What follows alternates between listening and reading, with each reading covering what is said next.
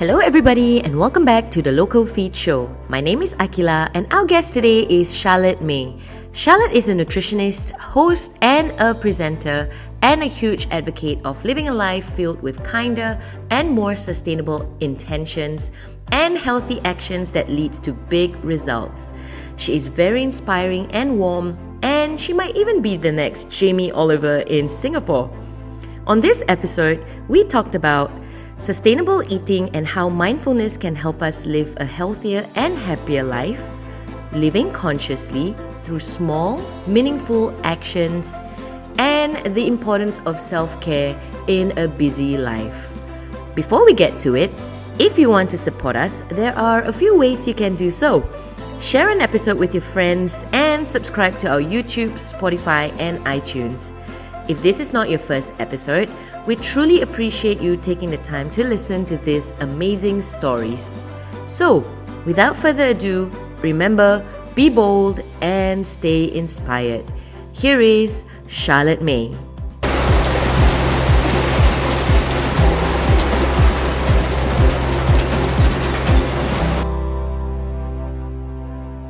Hey guys, so welcome back to another episode of the Lokalfeed show. Today we have Charlotte Mei, or Charlotte. Okay, wait, hang on. Your name on you right now is Charlotte de. Okay, that is no. You just pronounced it perfectly. That's actually my surname, but obviously I don't use it for very clear reasons because it's hard to remember, it's hard to spell, it's hard to pronounce. My middle name is Mei, so I go with that, and also I feel it's a bit more relatable in the Asian context. Oh, that's cool. So you're a host, you're also a nutritionist, and you're also a sustainability advocate. That's a lot of hats. That is really amazing. I am really excited to know more about you. I know Azura is, and I'm pretty sure everyone else is as well. So how about this? I've been doing a bit of stalking, but how about you? Tell me a little bit more about yourself, what you do as a host, nutritionist and an advocate. Yeah, well, thanks for the introduction. I'm so honored to be here speaking with you two ladies. I'm so excited. I must say that I really love what you guys do, and you guys have had really awesome guests on your podcast channel. So it's an honor to be one of them. You are right. I do wear those main three hats that you mentioned. I first started out as a nutritionist, and ever since young, I knew that I was very passionate about food and health. And I was constantly wondering about what will happen if I eat this? What will happen if I don't eat that? And, the idea of eating well was always commonplace at home. For example, my mom would say stuff like, okay, we're eating brown bread at home because it's high in fiber and it's healthier for you. But as a kid, I'm just like, you're just throwing around this word healthy, but what does healthy actually mean? And as a teenager growing up, you read everything that's on the media that talks about body image and how to slim down and how to keep fit. And, it started getting a bit toxic, I would say, as a teenager, listening to all these kind of things. And I wanted once and for all to be able to discern science from fiction. And so I decided, why don't I just study what I'm actually truly interested in? And, part of me, at the age when you're deciding what to study at university, or rather in further studies, you think of what kind of eventual career path that would lead you to. But I told myself that idea was a bit too stressful for me, and because everyone wanted to be a lawyer and a dentist and a doctor, and I was like, I don't want to be any of those, but I didn't know what I wanted to be. So I told myself, why don't you just study what you are truly interested in, and hopefully that can lead you to somewhere. Because at the end of the day, nutrition is something that would at least be relevant to myself and my family, the people that I know I can care for. And food is part of our everyday lives. So I thought, it would still be relevant some way or another. And after studying abroad, which I'm very thankful, to have had that opportunity, I came back to Singapore and I worked as a nutritionist, and the world of media opened up to me. And I took that path. I walked through that door because it's never something that I wanted to pursue, but I took it as a bigger platform. It was a chance for me to speak to a wider group of people, because at that time I was working as a nutritionist and I was giving a lot of public health talks. So I was going to, office, I was going to offices and giving them lunch and learn talks. So I really like that because I believe in affecting a bigger population more than just doing one-on-one consultations. And most of the time, let's be real, the people who can afford one-to-one consultations are not necessarily the people who need it the most. The people who need it the most don't have the time or the finances to do that. So I was really happy that I was infiltrating like a different community. I spoke to migrant workers. I spoke to like aunties and uncles in factories. And I also spoke to your, everyday white collar people sitting in the office. So it was really nice knowing that I could interact with all these different populations because A, it gave me the opportunity to learn more about the challenges that they were facing, but B, it was also my chance to share with them some tips that could be helpful in their everyday living that they otherwise wouldn't have had access to. So that was how I started off as a nutritionist. And when, the doors to the world of media opened up, I told myself, okay, this is an even bigger platform for me to use my voice in. So that's how it all began, this whole host/nutritionist thing. But I make it a point that even as a host or a presenter, whatever I do, I still stay true to my messaging as a nutritionist. For example, unfortunately, if, a large fast food company approaches me and wants me to be part of their advertisement as Charlotte Mei, the presenter, not Charlotte Mei, the nutritionist, I would have to turn that down because it's just not in line with what I believe in personally, but also professionally. That's awesome. That's awesome. That's cool. When did you, let's track back. So when did you get into the world of hosting? What was that? What year was that? I think 2016, I would say, the latter part of it. So I took part. Okay. Yeah. Let's get to the real story. Okay. Okay. Cool. I was working as a nutritionist at this company that I really enjoyed, but I felt a bit jaded because I felt that I was doing the same old thing. I looked at my manager and I asked myself, Charlotte, is that where you want to be in 5 years' time? And the answer was no. I wanted to be affecting more change. And so I was flipping the newspapers one day, and then there was this call out for this show called Eat List Star. And they were like, we're looking for the next, chef presenter. And I was like, this sounds like something that I could be interested in. And because, when I moved back from the UK, so I spent 5 years in Europe studying and working. And when I came back to Singapore, I had this dream. I had big dreams of revolutionizing the way that people in Singapore ate.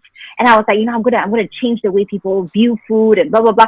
But who was I kidding? Our food is so deep seated in our culture. Like, no one person will be able to change that. And I told myself, instead of wanting to change it, embrace it, but see how I can make it work for people. And so, while I was overseas and studying nutrition, I also developed a love for cooking because I realized that there was a huge disconnect between chefs and nutritionists. Nutritionists can give all the healthy advice, but these people don't know how to cook. And chefs know how to cook, but they don't know anything about health. So I told myself, no more boring, healthy diets. I'm going to learn how to cook and see how I can work with flavors and nutrients at the same time. And so when I came back to Singapore, I told myself, the visualization I had was to be the Jamie Oliver of Singapore, the guy that revolutionizes the way people view food, view health, and the person that breaks down everything that seems complicated into doable, approachable, and accessible steps. And so when I saw this call for this show called Eat List Star, I told myself, you know what? I'm going to try it out. So for people who don't know the show, the premise is basically a cooking competition, but the twist is that the contestants were made out of home cooks and professional chefs. So the whole idea was, if you are a professional chef and you can cook well, does it mean that you can also speak well? And as a home chef, just because you're not a professional chef doesn't mean you can cook as well as them. So the two key ideas was being able to speak well, present yourself well, be entertaining, but also be able to cook. And I tell you, ladies, I was shitting in my pants halfway through. Because at first first of all, when they said, oh, you got shortlisted to be the top 20, I was like, who are they talking about? Like, we're talking about, this is regional, okay, like chefs and everything. But okay, it's TV, so we have to give and take a pinch of salt, all. So when I got to the top 20, I told myself, let's just go have fun. And I was hanging out with all the home chefs because I was like, I'm so intimidated by all these professional chefs. By the time it was episode 7, I was the only home chef left. And I was like, what am I doing here? But I told myself very, very clearly before joining the show that I'm going to go in with a message that healthy food can be tasty and tasty food can be healthy. And I stuck through that. And I told myself, if I get kicked out because my healthy dish is not tasty enough, then so be it. Or, if I get kicked out because healthy food is too boring or too unsexy, then that's fine. But one thing that is very important to me is to stick to my mission. And that I did. I didn't win, which is completely fine. And I don't even think if they made me like first place, I would be like, nope, redraw. This is Kelong. This is wrong. I cannot win a professional chef. I mean, I came in second place, which I'm very thankful for. Wow. That was what opened up a lot of doors. Thank you for the clap, Azura, Chef Azura. I would say that, on most days, I'm like, what am I cooking? I mean, I love cooking, but the pressure is on when you're cooking for a certain kind of like occasion or for someone, because then you overthink it. But it really instilled a lot of confidence in me that I can do what I do. So thankfully, that opportunity opened up a lot of doors in the media. People realized I really love to talk. And I love to talk about food. So just put a camera and I can just talk about food. So and I must say that there has been a growing interest not only in just food but healthy food. So I'm very happy to see that. Yeah. That is so awesome. That's such a cool story. It's like I know Azura's a chef, right? And then I talk about nutrition, so it's kind of like yeah, you guys are the perfect pair. Okay, cool. Awesome. All right. So so now what do you do now in terms of hosting and stuff? Like, are you still doing it? Yeah, I mean, okay, we're talking COVID times now, so it's still very new to me. But ladies, like, I am so thankful for the opportunities that come through my door, despite all the changes that we have gone through. It has been very uncertain, but on days that I open my inbox and I still see inquiries from clients, I feel very, very thankful for them. And it's beautiful to see how people are pivoting and getting creative with how they can, get with the times. So I am hosting a lot of virtual events, actually, virtual press briefings or virtual launches for those that client work. But also a lot more people now are interested in me doing like IG live content talking about nutrition and health. And, like, I don't know about you, Akila, but prior to COVID, it was only a small section of people that were actually truly interested in nutrition. The thing about nutrition and health is that people are just living life, enjoying whatever they want to enjoy. But when shit hits the fan, when you get your high blood pressure, when you get your high cholesterol, then you're like, shit, what should I do? But the important thing about health is that it's a long game. It's not a switch. It's something that you have to, it's their lifestyle habits that you just have to incorporate into your lifestyle, consistently. And now with COVID, everyone's thinking about immunity and all that kind of thing. So people want to hear about how they can make their food work for them. So I've been getting a lot of inquiries with regard to that. So I've been hosting a lot more Instagram live around the topic of food, health, lifestyle. And yeah, that's mainly what I've been doing as a host. But it's nice that people are coming to me as a host nutritionist, not just a host. So it's nice to know that there's that kind of like, that sets me apart from other hosts out there. Yeah. So I know my niche brand. It's very niche, so not everyone will find it, relatable or like relevant. But sure. Yeah. That's awesome. So that's the thing. I completely agree with this whole like COVID thing. I think people are a little bit more aware, and it's weird because I'm also a strength and conditioning coach, right? So I do both the strength and also the nutrition. So people are a little bit more like, oh my God, what am I supposed to do at home? I don't want to be like, just not going out and then not moving and stuff like that. And there's people a little bit more aware. But how does that make you feel though? Like as a nutritionist, right? How does it make you feel that, okay, there will be people that comes to you and be like, okay, I'm not going to think about nutrition. It's just something that's very, very far away until something bad happens to me. How does that make you feel, and how do you actually deal with that? I mean, I think it's very normal to feel that way, especially when you're not very when you don't know a lot about the topic. I feel the same way. I mean, this is so applicable to so many things. For example, like let's just talk about, okay, this is a very silly, example, but let's say, when we shower as ladies, we drop a lot of hair, right? And the hair just goes down the sink. And down the drain. You're meant to clear up the drain every once in a while. But because, the drain doesn't choke up, so it's okay, I'll just let my hair go down. Until the thing freaking choked up, and then I'm like, call the plumber. That's oh my true. God, this happens, that happens. Like how do I actually undo this choke? So it's a very lame kind of analogy. It's a good analogy. Yeah, I feel like it gets the message across. So that, unfortunately, it's the norm to think of that way, especially because in Singapore, with such great food around, we don't want to feel guilty about eating something that we enjoy. So my message to these people is to learn how to achieve a balance. Learn that you can have your cake and eat it too, but there are some compromises that you will have to make. And if you plan far ahead in time, the compromises don't have to suck. They don't have to make you feel that, you won't have to dread these compromises. And it's about starting early. And that's why I believe that it's all about education. I feel that we are not educated enough in our early years in the Singaporean school system to learn about health and nutrition. I think we learn everything in the textbook, but nothing that we can apply in our daily lives. And I think that's where it's important. So to people who feel like, oh, I'm fine, I'm healthy, so I don't have to care about nutrition and I can eat whatever I want, don't be so complacent. Life is more fragile than you think it is. So, and treat your body right to make it work for you. Awesome. Cool.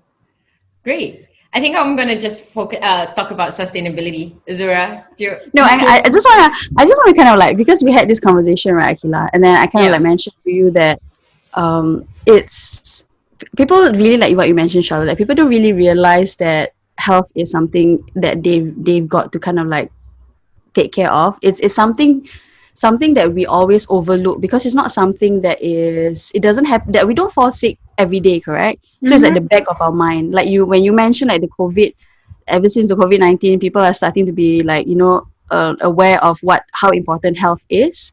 It just baffles me in a sense that because I'm an athlete, because we very different from everyday people in that sense that we have nutritionists you guys, the two of you ladies, right? And all we do is sometimes we do forget to kind of if we need to take care of the food is the temple, right? In that sense, right?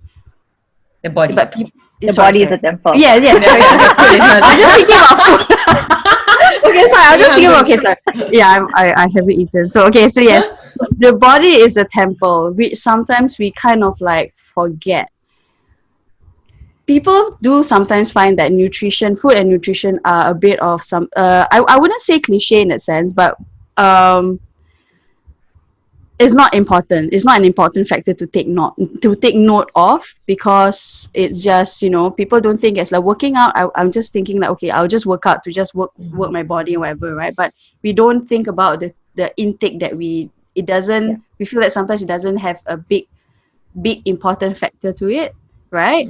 So I mean, what would the two of you kind of I don't know.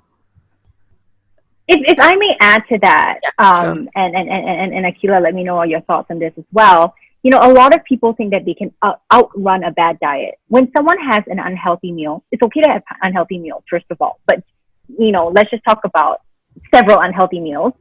People think, oh, it's okay because I run anyway. Oh, it's okay because I exercise anyway. Sure, when you exercise, you're burning off the calories, but you're not burning off the negative effects it can have on your heart, on your different organs in your body. And I think that is what we need to change. People thinking that exercise it's kind of exercise would just wipe everything clean, give you a clean slate, but it's not true. Yeah. Okay, so what would you? Sorry, guys. I'm just thinking at the top of my head. So what would you, as nutritionist, right, suggest in that sense? Because I feel that a lot of people do that, as in they eat and then they know that, oh, they're going to work it out anyway, so it's going to like kind of like burn off. So what would you suggest, or what would you kind of like recommend in that sense, where they can, because it's quite tedious, to always to keep track of what you eat, right? I mean, like the things that they intake and all that, for like everyday people, what would you kind of like suggest or share with them, like how can they maintain a healthy lifestyle, like healthy lifestyle? I don't know what would you, what's the better term for that? Nikita, I've been speaking a lot. You like, please go ahead first. So I think, I guess I just kind of reflecting it that I've met personally a few people who uses exercise as a means to eat more. I'm not sure about you, Charlotte, but do you see yourself, like, have you spoken to this group of people where, you kind of like, oh, I'm exercising, so you know what, I'm going to just eat whatever I want.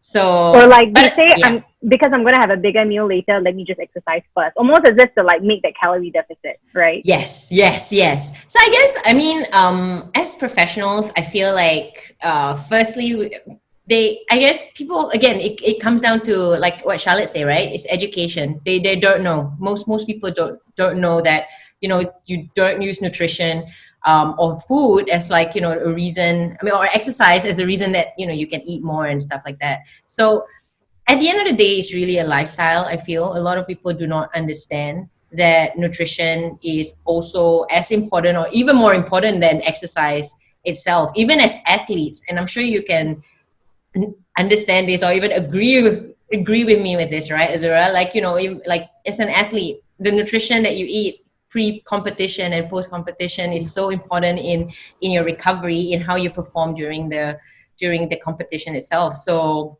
yeah, I feel like it's something that a lot needs to be done in terms of educating our community, especially in around Asia. But yeah, I mean, I want to hear your thoughts, Charlotte. What do you feel? Yeah, I mean, I definitely echo your sentiments about education, but if I may, I just want to really touch on something that you mentioned, Azura. You said that it's very tedious for us to constantly keep note of what we're eating, etc. And I think that is something that I really want to get out of people's minds. I don't want people to think that they have to keep a food diary or they have to constantly count calories. We're not meant to live that way, guys. That's gonna make you hate food, and that's gonna make you have a disordered way of eating. It's not eating disorder, but a disordered way of eating. And we end up getting so occupied with food that we're no longer, I think if we just stop thinking about food and health, we can be so much more productive in our lives. Because we are constantly on this cycle of what am I going to eat next? Then I eat something. Then I eat something else. Then after that, I feel guilty. So my next meal, I'm not going to eat this something so that I can make up for the thing that I had that made me felt guilty. Like, oh my gosh, we need to chill out. And like one thing I believe in is intuitive eating, to listen to your body. If you're hungry, eat. If you're not hungry, it's okay, don't eat, and I think we have lost this ability to understand to hear our body and to listen to what our body is trying to tell us. If we think about babies, they cry when they're hungry, and you put milk in their mouth, they push the milk away when they're full. These are actions that we have forgotten to do as adults. As adults, we are full, but we still constantly eat because people around us are eating, because we're not listening to our bodies. We are everything is so externally referenced now that we're not feeling our internal senses, so to speak. But also in terms of my tips with regard to that, for people who feel very overwhelmed about taking charge of their lifestyle, is that it's honestly, it's actually very simple, very basic, it's very boring. But people, because it's boring, people don't want to listen to it because it just sounds like what your mom told you when you were young, which is eat your vegetables, just like, eat your vegetable, don't eat chicken skin, it's like very basic stuff. But I don't believe in rules. For me, my principle that I share with people, and most of the time it has worked, is the 80-20 principle. Basically, you eat well 80% of the time, unpackaged, unprocessed, fresh food, you know where it comes from, you know the ingredients that go in, and 20% of the time you give in to your vices, because we are humans after all. When we feed ourselves, we're not necessarily just feeding so that we can feel full. We're feeding our souls, we're feeding our eyes, not just our stomachs. And so if you want to go have the ice cream, go have it. But this is the importance of 80-20. You choose what goes into your 20. You choose your battles. Like, for example, if I'm sitting there on the table, it's like, I don't know, let's say it's, okay, the dumpling festival is coming up in Singapore, right? The Chinese dumpling.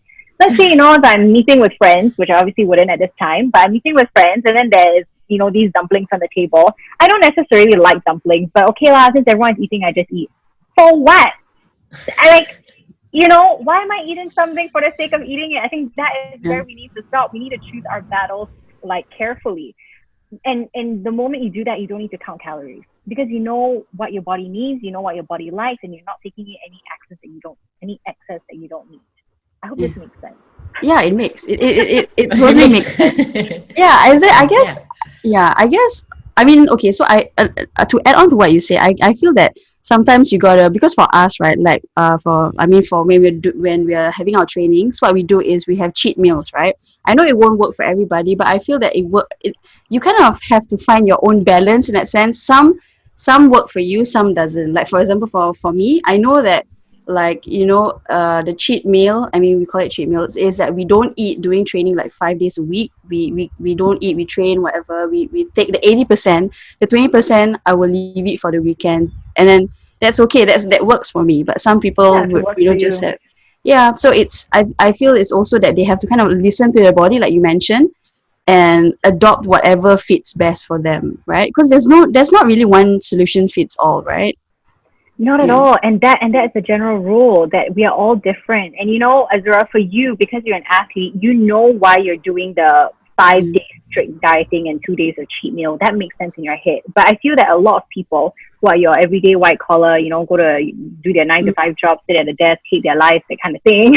Like for them to do the whole strict eating for 5 days and cheat meals for 2 days, it sucks even more. And that plays with their mind because for them, they're gonna, like, their Monday to Friday is gonna be like, oh my God, this sucks. I'm so scared. I need to eat this strict meal. And then on the weekends they go nuts.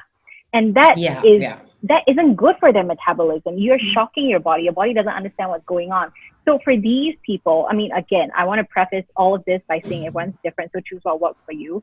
But don't play with your mind like that. Don't torture yourself and then after that go crazy. Why don't you just keep a balance? Isn't that easier? Isn't that, a bit more calm on your mind as well? Yeah. I was actually going to ask you, I mean, that makes a lot of sense because for most people, like most white collar people who, goes to work and hate their jobs, and this whole mindful eating thing, it's okay. I'll be honest, maybe this mindful eating thing is not something that is very common. Like, again, not many people knows how to eat mindfully and what does that even mean? How do you start teaching this white collar people though? Like, you mentioned balance it all, right? So how does that work for someone who is already stressed out in their job and then trying to eat healthy?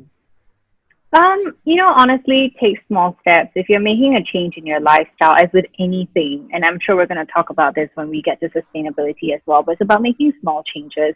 Pick the low-hanging fruits first. If it's as simple, and this is something else, I tell people, instead of thinking of what to remove from your diet, what to avoid, why don't you think of what you can add into your diet? That's a more positive and approachable step to take. Maybe you can add more vegetables. Maybe you can add more high-fiber food. Then you can think about what can you let go of. Maybe, okay, I won't have so much fried food, on a daily basis, for example. Or maybe, okay, I will only have, if you're someone that wants dessert after every meal, maybe one meal your dessert will be a bit more fruit-based. Why don't you add a bit more fruit? And then the next one, if you want to have your ice cream, go have your ice cream. There's nothing wrong with it.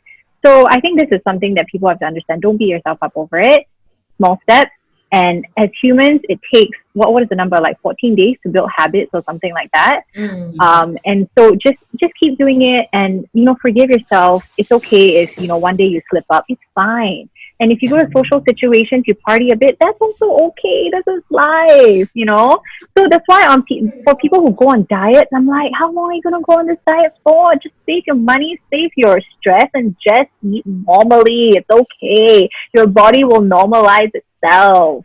Yeah. Yeah. Now Yeah. that's a very good point. I want to ask something a bit more in relation to I guess weight loss. Do you feel like this mindful eating thing and like changing slowly and stuff like that, does it fit your weight loss clients, or like how are your clients like right now? Like, are they what are they like? Okay, to be really honest, I don't take on clients who want to lose weight Okay. because um I mean, okay. Also because okay, I honestly I just generally don't get a lot of people who come to me who want to lose weight because of the messaging I put out. I guess for me, it's a lot about changing lifestyle habits. So for a lot of my clients, it's about education. I teach them how to read a nutrition label. I teach them how to shop at the supermarket. I teach them how to cook. Because if I just give you a fixed meal plan, what are you gonna do about it once I stop giving you the meal plan? Or if I tell you to buy, chicken, broccoli, whatever, milk, yogurt, you go to the supermarket, but you're buying all the wrong things. So there's that disconnect there. So in that sense, I don't really deal with weight loss clients, or rather I say, I'm not going to help you with your weight loss, but with what I'm going to teach you, you're naturally going to see your weight go down if you pair that up with like exercise and sleep and everything. So, what was your question again? I'm sorry. How this lifestyle, habits like mindfulness, linked to weight loss. But I just wanted to know as well, like who are your clients as well. So yeah. Yeah. I mean, I feel that generally, if you have a good baseline, you will. A few things are going to happen. Your body will naturally normalize, but number two, you're going to love your body more, and you're going to realize that this is me. And one thing that I feel that people do not understand is that we're all born with a certain body type. Not all of us can be slim. Not all of us can be thick thin. You're born with hips. You're gonna live with those hips no matter how much you exercise. So embrace your body, and people are gonna, like, serial dietists always say this. I realize that every time I stop the diet, I tend to go back to the same weight because that's the weight that you're meant to be at. Everyone has their own baseline. And I blame the media for making us think that we all need to be slim. What's wrong with being a bit round? What's wrong with being a bit plump? It's completely fine. And as women, in fact, we need to have a little bit more fat around our abdomen because we are naturally made to eventually carry babies. Yeah. So it's these kind of things I feel that people forget, and then they beat themselves up about. So yeah, I mean, I have a thing with weight loss. If you have to lose it because of health reasons, I understand. If you're obese, yes, but let's not forget that, like, why are you losing weight? Is it to look good, to look slim, or because you want to bring down your high cholesterol levels, for example? Yeah, that's such a good point, though. I think it's a lot that needs to be done. Like, when people think like they want to lose weight because they look ugly and stuff, I guess that links to, self-love. It links to how much you really like your body, right? And I mean, if you don't like your body when you're overweight, there's no way you're gonna like it even when you are slim. Exactly. I think that's my take. Like no, you bring up a very good point, because you don't want to only love yourself when you're slim, because that says a lot. And it's funny because sometimes as a nutritionist, I feel like it has become like therapy, like self-love therapy, body love, self-acceptance. Not so much about the food anymore. I think it's all interconnected. I feel like everything it's just a holistic thing, approach of everything, I guess, as a human being, as a living being. I don't know. That's just me. That's awesome. That's really awesome. I'm glad, like, we are, like, we're so aligned. Yeah, we're still aligned. Yeah, right. Okay. So we're gonna, because you're such a talented soul. I'm not talented. You're such a talented soul. We have a lot of like different. You wear a lot of hats, right? So now we're gonna kind of like touch a bit on sustainability. Yay! Okay. Okay. How do you get started on that, Charlotte? I mean, I think okay. If you could share with us, how do you get started with that? Yeah, this is a very interesting question, and I feel that in every interview that I've done about sustainability or environmentalism, they have asked me that question. And fair enough, because this is a very new conversation in a lot of our lives. But truth be told, it was never something that I decided to like take on, or I decided to make change about, because I'm very thankful. My father has always been the word sustainability never existed, but the habits were ingrained in me since I was young. Since I was young, my dad would always remind me, take a handkerchief before you leave the house, because he didn't want me to use tissues. As a kid, I thought that's gross. You know, when we ate at home, we have table napkins. We don't use tissues. Since young, whenever we shopped outside, my dad, sometimes he would just pull out a plastic bag from his pocket and he would just tell the lady, it's okay, I have my own plastic bag, just reuse it. My dad, you know, he worked in, how should I say? Okay, he was a businessman, where appearances were very important, but he was using the same work bag that was like tattered and torn, because to him, it's still functional. You know, I still remember whenever my dad cut papaya in the morning, he squeezed the calamansi juice. He would take the skin and rub it on his forehead, and he would say, Charlotte, this is natural exfoliant. When you grow up to be a woman, do this as well. Don't spend your money on facial scrubs. Just things like that. And so, and I was taught that ugly food was cool food. Like, when you saw it bruised in that strawberry, yo man, that strawberry is cool. Like, it's a narrative that was built around these things as a kid. And it was only when I started going to school and hanging out with other kids that were a bit more sensitive about these things, then I was like, hey, actually, yeah, how come we're so weird at home? You know, like, why do we do all these things? So again, long story short, these were things that I just grew up with naturally, to be aware of my surroundings. And one thing I remember, and I did not like this at all as a kid, whenever I went out into public with my dad and we saw trash on the floor, he would say, pick that up. And I always say, but pick that up for what? Not my trash. And my dad said, yeah, but it's your responsibility. It's a space that we all share. If someone dropped it, never mind. You pick it up and you put it in the bin. So, you know, I always thought that these were just like my dad's way of teaching me to be a better human being. But actually, it ties into the message of sustainability and being mindful about your surroundings and the space that you take up. And we are responsible for our trash. We are responsible for things that we purchase, you know, where we spend our money. These things are all interconnected, and you know, sustainability is not just a green word that's thrown around. It's not just that plastic bag that you reuse. It's not that straw that you put in your bag. It's way more than that. And I know I am now not really answering your question, but yes, that's my sustainability journey. I think you did. That is a really good story. Yeah, you just covered, like, I had like a few questions, but then you've answered them all. No, okay, I'm kidding. Okay, so I mean, that's a beautiful thing. I feel that's why I kind of can. That's partly one of the reasons why I felt that I wanted to reach out to you, because you know, okay, don't take this the wrong way, but there's a lot, because right now sustainability, green and all that, right, is trending, right? It's a conversation that is happening because, again, right, when shit hits the fan, everybody is like, wow, right?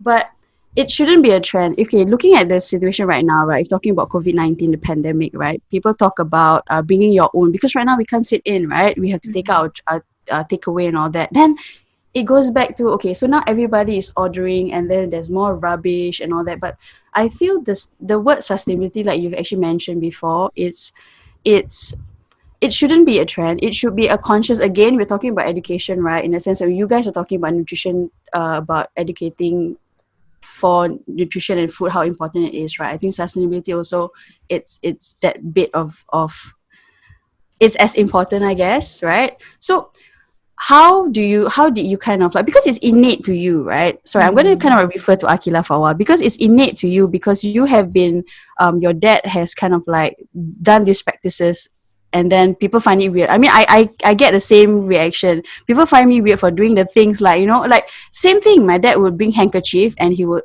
ask us to bring handkerchief to secondary school, primary school. People are like, dude, weirdo. Like, yeah. How can you really?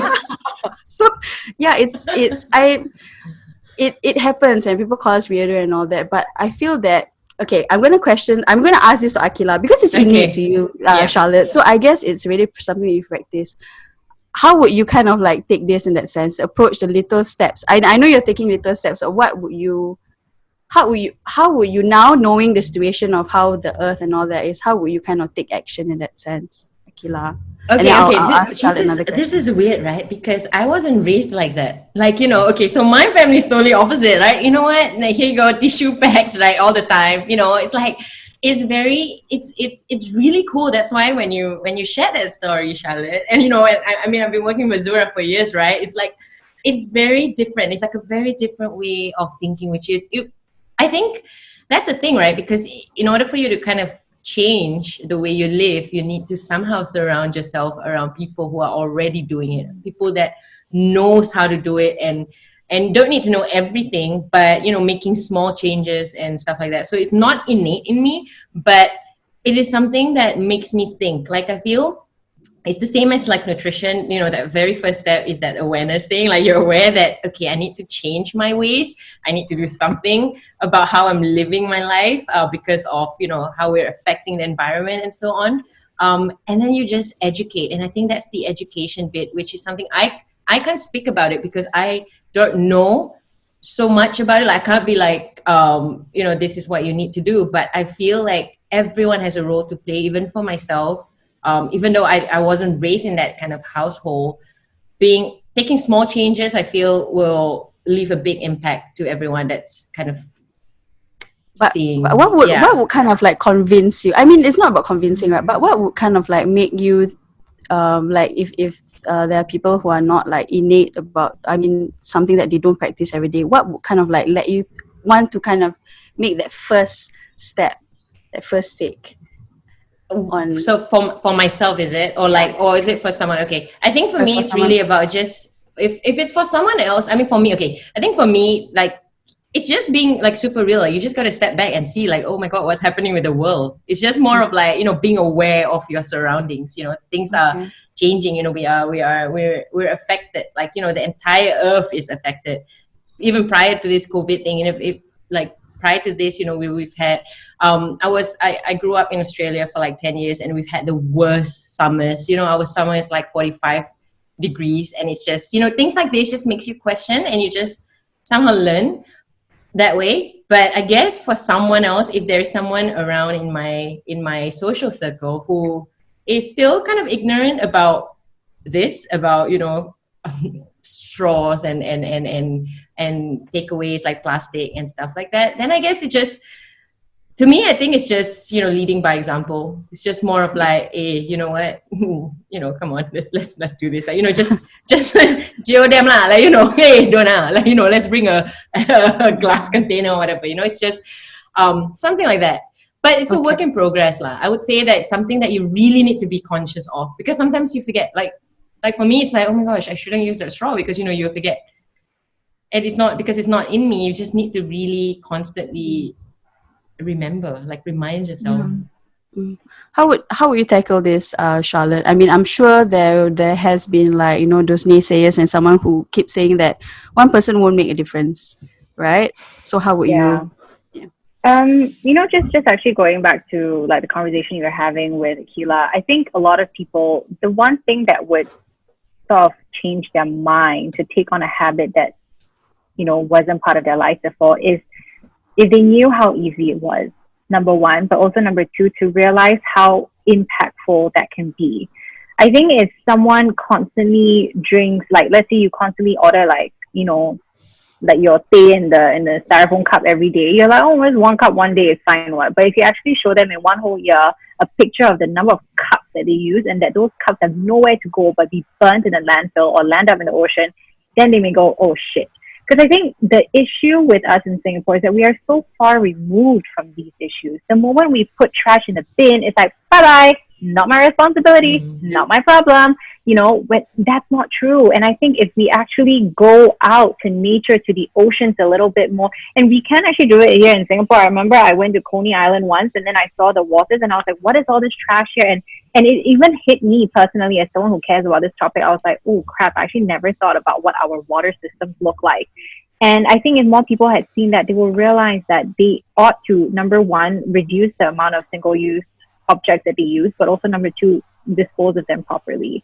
So I think if you can, and a lot of people, they look to people, a lot of individuals look to like the environmentalism community as like, oh, you know, because they have like, I don't know, they have the knowledge or they have the privilege to do so or whatever it is. A lot of people, the moment they don't know, they don't care.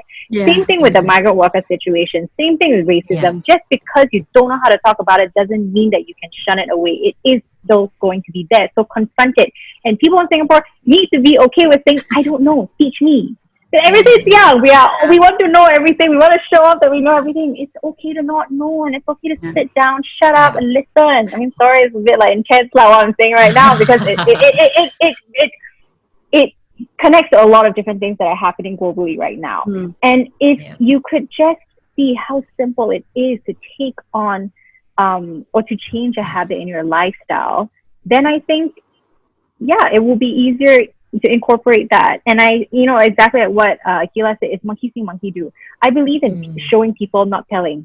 So a lot of the people around me, it frustrates me sometimes when I see my friends do certain things that I feel leave a negative impact on the world. And it's a small step that they can actually take to not make the impact. Like, for example, let's say I go to Watson's with a friend, she buys Panadol and they give it to a plastic bag, she takes the plastic bag. I have to bite on my tongue so many times, and because I know I can so easily say, hey, yo, you really need that bag or not? But instead of being that person, I just tell myself it's okay, respect people's journeys. If you know that friend is open to you telling them to remind them not to take it, then I will say something. But if not, I lead by example. The next time I buy something, I will say, hey, actually, no, thank you, I don't need the bag. And slowly but surely, people will really start to learn. And honestly, I know this because of the feedback my friends have told me. A lot of them, and this will take months or even years down the line, they will say, oh, actually, I started doing this because I remember, you were always talking about it on your stories, or like I saw you doing it once. So these things add up. And I think you just have to trust that people are on different, we're all on the same journey, but we're at different junctures of it.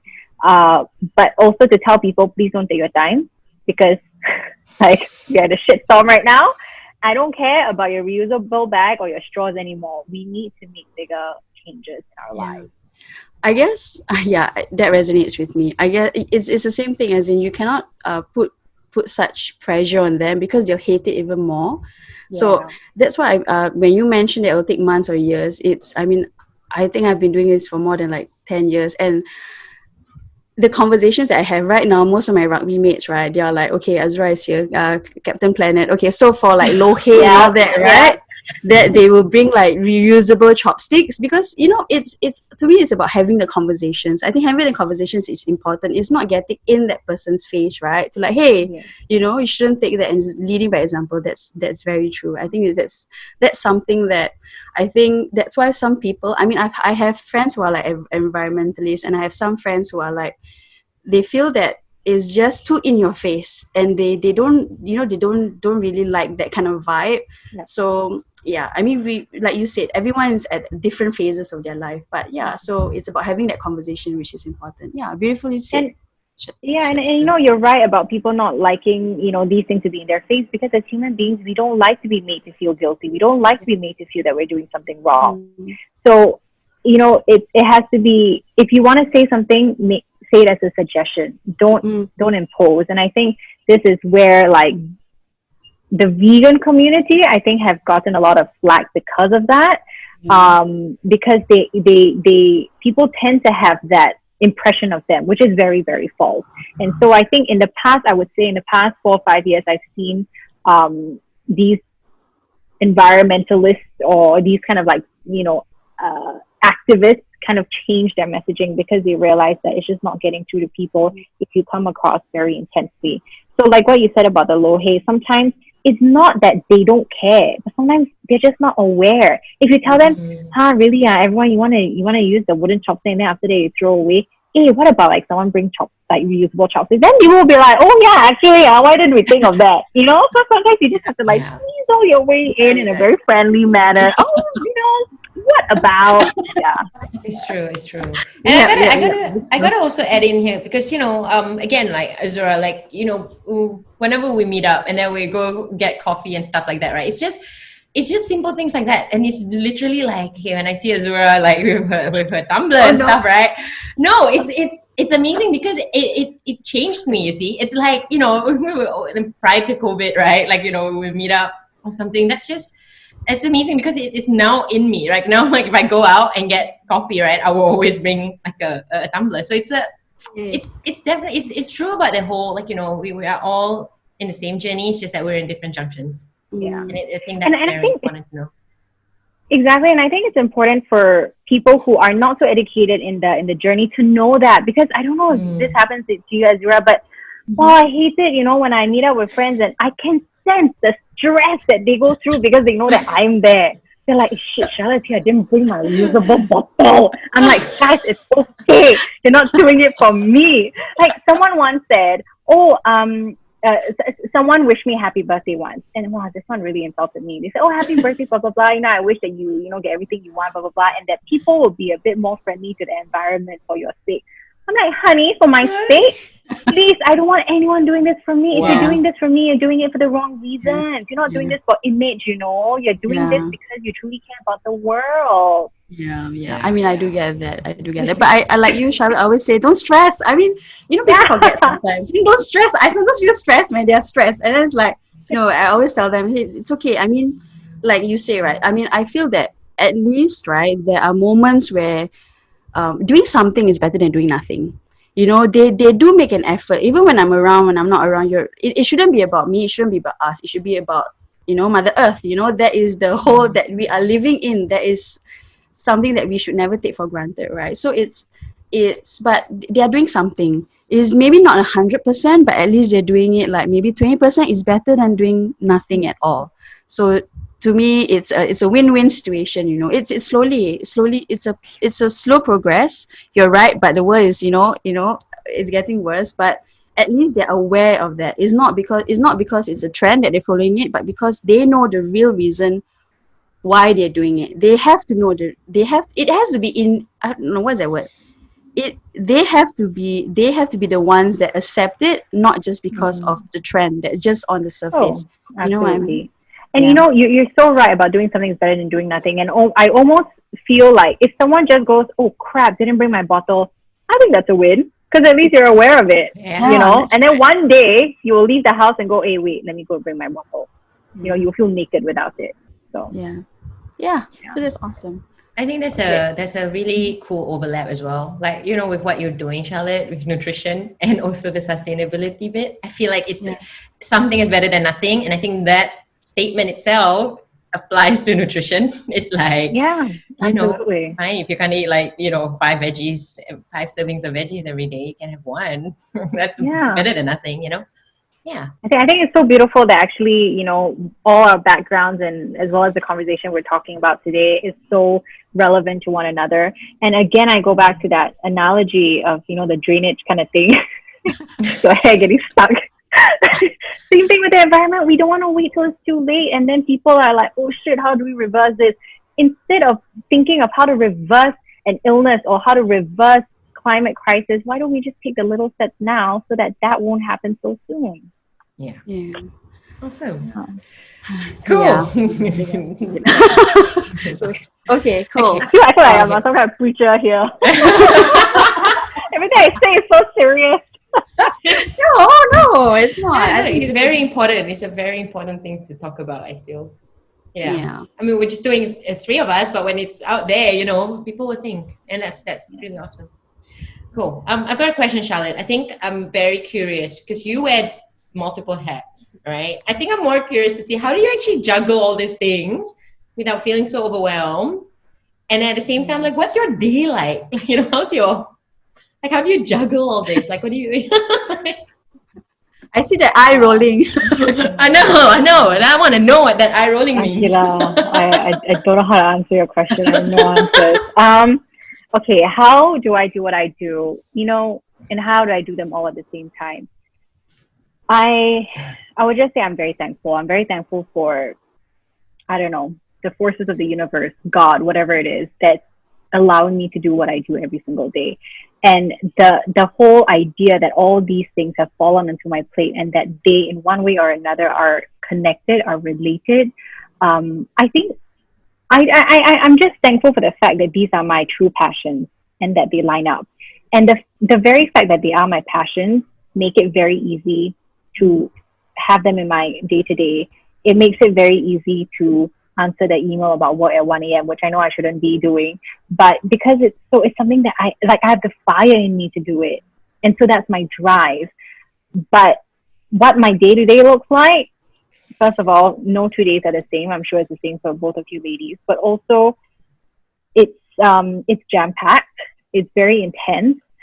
And the crazy thing is, I'm slowly starting to realize that it's not the norm, that it doesn't need to be this way. I am a super high-functioning perfectionist. I'm aware of that. I'm trying to work around that to be a bit kinder to myself, and to be kinder towards imperfection. And I used to think that I need to take on every single job, that I need to answer every single email on the day itself, that I need to show up at 110% every single time. And that being busy is what I like. I cannot say no. You know, I need to accept this busyness because I cannot be complacent. I cannot be ungrateful. And then I just overwhelm myself. And I have had moments in the last 2 years where I've had like breakdowns, or, you know, I like burnout. And I have slowly been taking a few steps back, and I'm telling myself, Charlotte, like, take your time. You don't have to show up at 110% every time. And there are going to be people out there who are also like super high functioning perfectionists who are going to expect the same from me.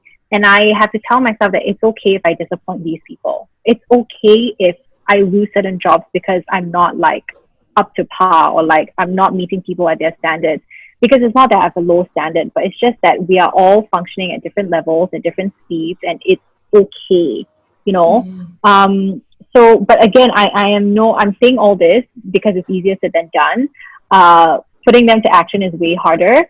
But again, I always go back to being very thankful for what I do and the opportunities that I have, and being okay with myself if I cannot fulfill all of them.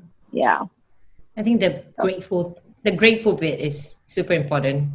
Just taking a step back and taking a step back. It's so hard, you know, especially when you're alone, because then you're the one holding yourself accountable. And, you know, sometimes I have so many ideas. Like, guys, if you look at my desk right now, I have like so many to-do lists, right? I'm like a serial to-do lister. And like, I want to do so many things. And then I get upset with myself when I don't do them. And sometimes, because of the industry that I'm in, everyone is fighting for their voice to be heard on social media or on stage or whatever it is. And sometimes, like just 2 days ago, I felt this sense of like, am I doing enough? You know, I keep thinking that I'm not doing enough and that I need to do more. But actually, every time, like most of the people that I speak to, they're like, wow, Charlotte, you're doing a lot. And I'm like, really? A lot? What am I doing? I feel like I'm not doing anything, you know, because I'm so used to doing so much. And I'm training myself to be okay about seeing someone do something that I'm not doing as well. Do you know what I mean? I feel like everyone feels if someone does something, everyone needs to do it too. But it's okay. Or it's okay to do something and not have to talk about it. Because we have gotten into this culture of everything you do, you also must say, you know? But it's like, no. Just do it in silence. Actually, you're right. You're right. You're actually really right. Especially, I think we can speak about this for all three of us. You know, it's like, you know, we do things like this, and sometimes it's just like, oh my gosh, am I doing enough? Like, why am I not posting this shit out? You know, it's like it's definitely something. I feel you. Yeah. It's just last week that I had a conversation with my partner, and she says that you need to kind of like slow down, because it's I think all three of us has that mindset that, and people do say you are juggling so much, like but like you, Charlotte, a lot, man. Like, you know, there's so much things to be done. Oh my god, same, man. There's things to be done. So it's like, you know, and then we totally get what you mean. And sometimes you gotta kind of like take a step back. I think that's something that I still till today find it a bit hard. Like you say, it's easier said than done. It's just, I think that's something that I think all three of us, I guess, gotta do better. I don't know. As for me, yes, I feel that I gotta do better, because sometimes I'm falling sick because I got so many things that I'm doing that I just gotta, like, you know, take a step back. And again, I cannot wait until I fall sick. But you know, but it falls on you, right? Like a lot of things falls on you, and if you're not the one doing it, then, you know, you know what I'm trying to say? Then Because who, right? Yeah, exactly, right? Yeah. Oh, girl, I feel you. And for people like us, it will be our partners that will have to tell us, slow down. And we have to slow down. If not, we're going to affect the relationships around us. And that is something that I've really felt. Like, I had a partner once tell me, like, Charlotte, you are non-stop. Like, when are you ever going to just, like, take a break? And it's their way of telling me, yo, like, am I even in your life anymore? Because, like, I think if we don't care for ourselves, we're not caring for our loved ones as well. And, like, I don't know how you guys feel about doing, your podcast channel. I guess it's a bit more chill. But when I was on the radio station and I had a daily podcast, I constantly felt like I needed to interview every single person in the whole world. Like if one interesting person I see on the street, I'm like, I want to grab you, I need to talk to you, And I'm just like, Charlie, you need to chill out. Like, almost, it got to the point where every time I was meeting new people, I was keeping my feelers out, like, hey, this one good for you. You know what I mean? Or like, hey, this one I want to share this person's story. Very interesting. It's like, God. You need to check out. I think we've got to take care of ourselves a bit more here. That's true. We're speaking for all of us. It's okay. I get it. Yeah. All of us. Yeah. So do you have a team? Like, so you're doing everything by yourself, Charlotte? Okay, so I most things I do by myself, but I made the decision last year to hire an assistant on my team. Actually, I call her, she's my teammate. I don't call her my assistant because she has been such great help to me. So she and she has a background in production as well, so she helps me with editing and things like that. And that's what was very important for me to get someone on my team that can do that. So I do have help in that sense, but it's the ideas, the meeting with clients, the liaising all still falls on my shoulders, and that's a stressful bit. But honestly, getting someone else on board on my team that can be my extra hands has been the best decision that I made for myself. And I remember when I had to make that decision, it was my partner at that time that suggested it to me, like, oh, why don't you get an assistant? I'm like, me, assistant? Who am I? Like, what? And like, what? I got enough money to pay someone, is it? But I realized that the moment you open up your arms to something like that, like, the world will just provide for you. Yeah. But if you are not open to growing and expanding, if you're too scared to do it, then you are going to only stay where you are. And I'm saying this as if, like, I do it every day in my life and that's part of me. No, it's not. I'm also saying this out loud so that I can remind myself that, Charlotte, in order to grow, you need to break barriers. You need to just, like, do things that you're afraid of doing. Yeah, that's true. Okay. Yeah, that's true. That's deep. Akila, I'm gonna intense, guys. No. We're gonna kind of like ask you a few like fun questions. Oh, yay! Yeah, and we're gonna close up. But these are the questions that we asked all our guests. Is the standard local feed questions. They're fun, but they're a bit like you gotta kind of like think deep. about it's it. Like deep questions. Oh, okay. Well, okay. Definition of fun is, guys. It's not exactly fun, but we call it fun because optimistic life. Yes. Okay, Akila, you wanna shoot her the questions? Yeah. Okay, let's do this. Okay, Charlotte. So you mentioned drive, like, a couple of times, like, it's your drive, your passion and stuff, right? But really, what is your why? Like, why are you doing all this? Like, what is your drive to get up in the morning specifically? I realize that a lot of what I do actually comes back to sharing and helping people. I feel that I have amassed an amount of education, out of privilege. I've had the privilege to go to school and educate myself on a topic that I'm passionate about, and I want to share this with the world. I feel that's my why. When I see someone in need of, if I feel that I can fill that gap that someone has in their life, that alone is fulfillment to me. So to share the education, share the knowledge that I have.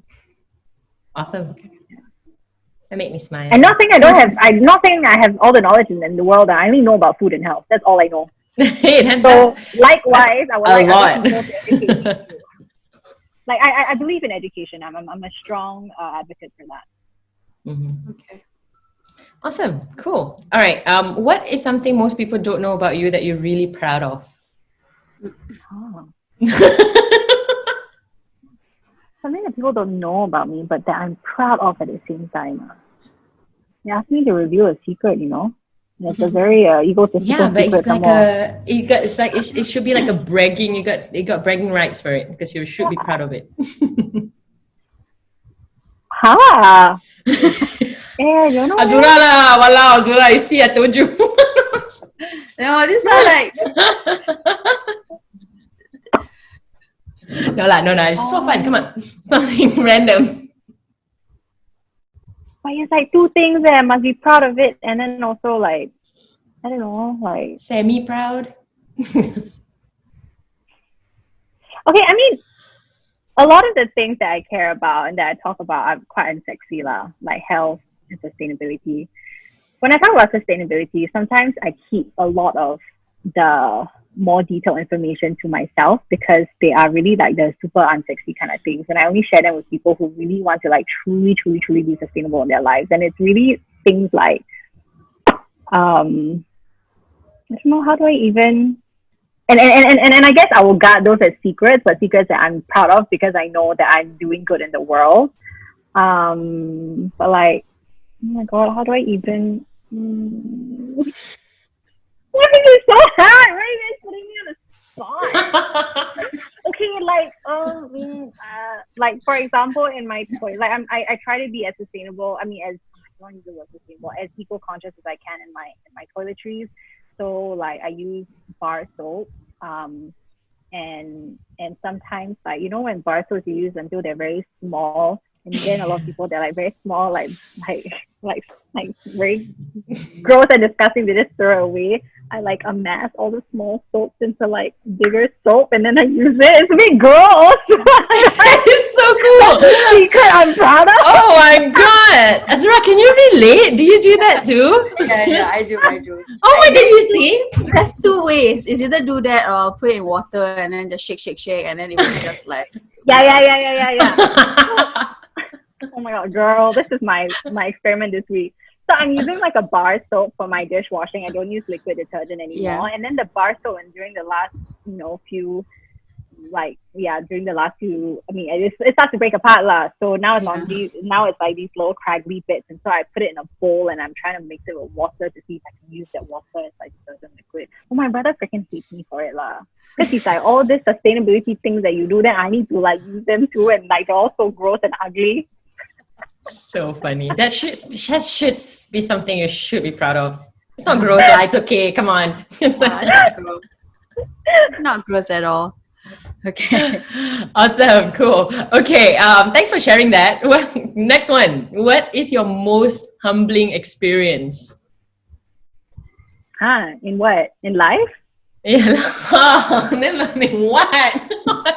Anything. Broad question. Like something that makes you touched. Like, oh my God, I'm so touched. Humbling about something I've done. Anything. It can be something that you've encountered, you know, that changed the way you feel, your perspective, your In most life. humbling experience, in life. Not in life, I need to go back like 20 odd years. No lah. I mean, it's hard to pinpoint one thing, but it's always a very touching experience when I see humanity come together for a certain cause. And I think in the past 4 or 5 months, we've seen that quite a bit. You know, recently, you know, the biggest talk has been about racism. Previously was about in Singapore how we deal with our migrant worker situation. And then, you know, talking about sustainability as well, you know, people are getting into this collective effort of seeing, how can I do better? So it's these experiences that make me very humble in that it gives me hope in the human race. Because I think a lot of the time we forget how fragile life is and we forget what to put value in. I think pre-COVID, especially in Singapore, you know, everything was about materialistic items. What do you have? What can you show off? What's the next thing you can buy? But I think now a lot more people are looking inwards and looking into how they can be better human beings. What kind of transformations do they need to make to be the people that we need to become for this new world that we're going to live in. And I think it's a more conscious world. And it's very humbling for me to know that a lot of people that I wouldn't have otherwise thought would make these changes are making it. And they're asking the right questions and they're putting themselves out there to really make the change. And I think that's very humbling, because I think it's very easy as human beings to just label people. To be like, oh, that person's rich and privileged and never cared about anything in their life. They will never ever care. But people change, and I think it's also up to us to be open to that. Yeah, for sure. Cool, awesome. I like this part, right? Because it makes you feel like feels like it's the feels. Yeah, I don't know about you as well. What? Sorry, no. I feel that's the main reason, to get to know you a bit more, to get the guests. To know the guest a bit more. Yeah. Okay, Charlotte, this is a very morbid kind of question, but I love it because it's like, imagine it's your last day on earth and you're going to leave your wisdom behind. What are the 3 truths or lessons that you would leave behind?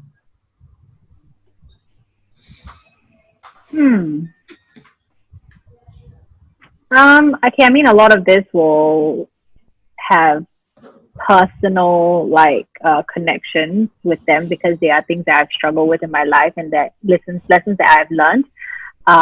One is to not be so hard on yourself. I think as a human race, a lot of us want to be the best versions of ourselves, which is good, but a lot of people end up beating up themselves more than they are celebrating themselves. I think that's also how I grew up, and it's a change I want to make in my life, to not be so hard on myself. So that's one.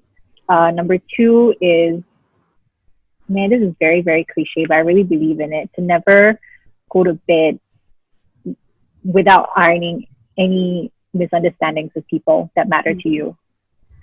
And thirdly is to connect. There is really beauty in connecting. I know that when we start as young kids, as we go out into the workforce, we are told, oh, network, see how people can help you in the future, which is very true. But I think, I don't know if you ladies agree with me, but in Singapore, I feel that in our culture, we don't have that innate sense of just speaking to people. Like when we enter the lift, if you just say, hey, hi, how are you, to someone, they really look at you like, hey, But there is beauty in connecting in that way. And just the other day, my brother told me that he was in the lift, and this old auntie asked him like, hey, are you still walking? And like, I don't know, she asked him weird questions like, are you still making money? How much money do you earn? Just the other day, my brother in like a few minutes befriended this old auntie. And I think that it's so nice, and we go about our everyday lives not thinking about the people in our peripheries. But if you can just spare like 1 sentence, 2 sentences to just ask about someone, say, you don't know what's going on in their lives, and you could actually make or break their day, which is, it's nice. So really connect, constantly connect with people. There's never a bad conversation to have with someone. Yeah. Correct. Yeah. I think it might be an Asian thing, right? I feel, because when I was in Australia, people just talk, you just talk. If you are in the supermarket, also you can talk to someone. Yeah, exactly. Okay, cool. All right. Last one before we go into our 5 seconds of fun. What is your definition of legacy? Your very own definition. Okay? Yeah. Your very own. What do you mean? What do you think of when you think legacy? To leave again, quite cliche, but I truly, truly believe in this, is to leave a place better, like to leave a place better than how you have found it. To know that you have made a change, no matter how big or small, that is a legacy. A positive change. Yeah. I'm going to kind of like say it to acknowledge that I think you are creating your own kind of like legacy right now, in that sense. Yeah, because you're creating that impact. We love what you do. Yeah. I gotta stop. I think I've been making people cry. Yesterday I just had like this conversation. Zura. Seriously, man. She's a tear whisperer.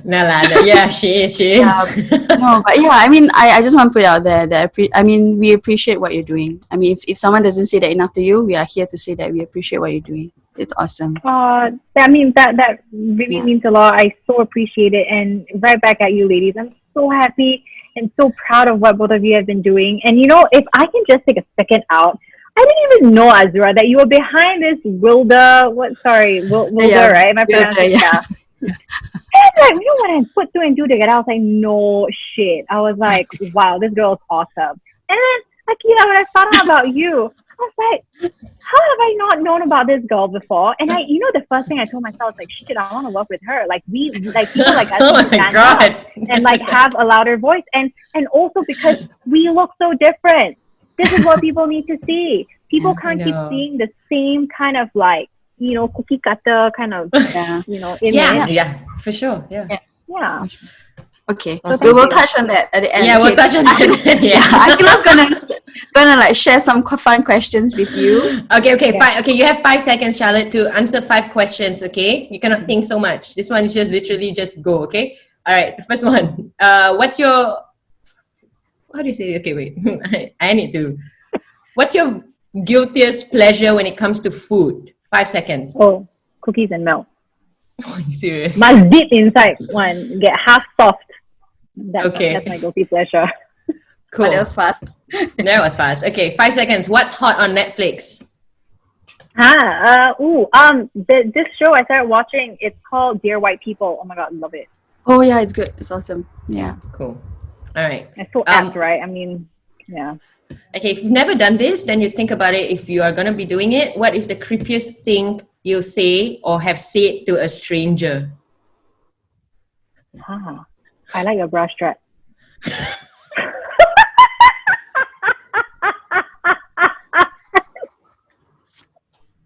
I have a thing. I like pretty bra straps. Oh my god, you are creepy, dude. That's the creepiest answer you guys have heard. I need to there's a few out there. Yeah. Okay, that's good. All right. What's the first thing you do after circuit breaker ends, or you know, after when life gets back to normal? I really don't know because I don't know what like normal life will be. Wow, I don't know. I wanna like be with my family and hug them. Yeah. Cool. Are your family here? Are your family here? Yes and no. I have 3 brothers. I live with one of them. Another is living, like in Singapore, but with his wife and kids. I have another brother that's in Australia. My dad's in Malaysia and my mom's in Costa Rica. So yeah, all over the place. Yeah, and honestly, just real talk, this whole time, I've just been talking to my mom and wondering, like, when's the next time can I see you, you know? And already as it is, I only see her once a year, and now can't even see her, the most of this year, so it kind of sucks now. Okay. I feel you, girl. I do. My family's all over as well. Okay. Yeah, exactly. It's not easy. Yeah.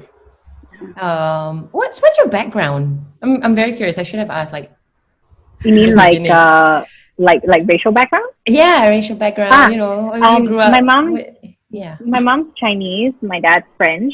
I grew up in Singapore. I left when I was 15 I studied in KL for 3 years, and then I lived in France for 1 year, and then the UK for 4 years, and then I came back. Awesome. Yeah. Cool. Wow. Okay. Yeah. That's great. Okay. All right. Last question. Okay. If you're stuck on an island, what would you bring with you? 5 seconds. Dang it. No, you gotta answer it. Come on. What will you bring with you? Just one thing. Pen and paper. Okay, paper. I don't know. I need to. I like to pen down my thoughts. Okay. Yeah. Maybe it'll help because being stuck in an island, it might drive you crazy, right? Just kind of write your journal. Yeah, and then if it's paper, then I can maybe fold. Maybe make games out of it. Maybe that game, origami. Yeah, that game. What's going to happen to me next? Yeah. How old are you ladies? I was gonna ask. How old are you? Yeah, how old are you? 92. Wow. I didn't know you're 90s kid. Okay. I thought it would be like no, because of you, because you're so wise, like you're so wise, you know. Also, Yeah, okay, you do basically, not. okay, I was reading about this the other day, lah. Yeah. Like, I mean, I've always grown up with people telling me, "Oh, you're such an old soul," and then Yeah. I heard a couple weeks ago when someone described themselves as an old soul, a few people in the community were like, "Oh, it's very it's as if you're like humble bragging by saying you're an old soul." I really don't know why. So I went to read up about it, and Okay. I mean, I didn't really figure out that side of things, but apparently, people who identify as old souls tend to be people who are more empathetic. Like, they tend to feel a lot more. They're very feeling people, and that's why they can like connect with older people. And they don't like I don't connect very well with people of my age. And then I'm like, okay, like, it's just surface, But I like to get into deep conversations, and I'm a very feeling person. Like, I can watch a dance performance and I end up crying, kind of thing. So apparently, these are the people that are, identified as old souls, and then come across as being older than they really are. Yeah. I mean, I get that vibe from you. So. Yeah, I do. Yeah. Which is Okay, awesome. then I don't know if I'll be as young as you are 10 years now. Maybe Older. I'm just gonna grow exponentially older, guys. How can we support you? They do. Follow me on my social media channels on Instagram, on Facebook. I also just released my website, thecharlottemei.com. But also, the biggest way you can support me is to send me messages with feedback. I love feedback. Let me know, what I think I can do better. Talk more about, sometimes we are stuck in our heads. We actually don't see the lessons that we can share with other people. So when people can engage me on that level, I'll be more than happy to. Awesome. Cool. Great. Really thank you so much, Charlotte. Thank you. I'm so grateful for this been really conversation. awesome. Honestly, like, this was like the perfect midday break for me.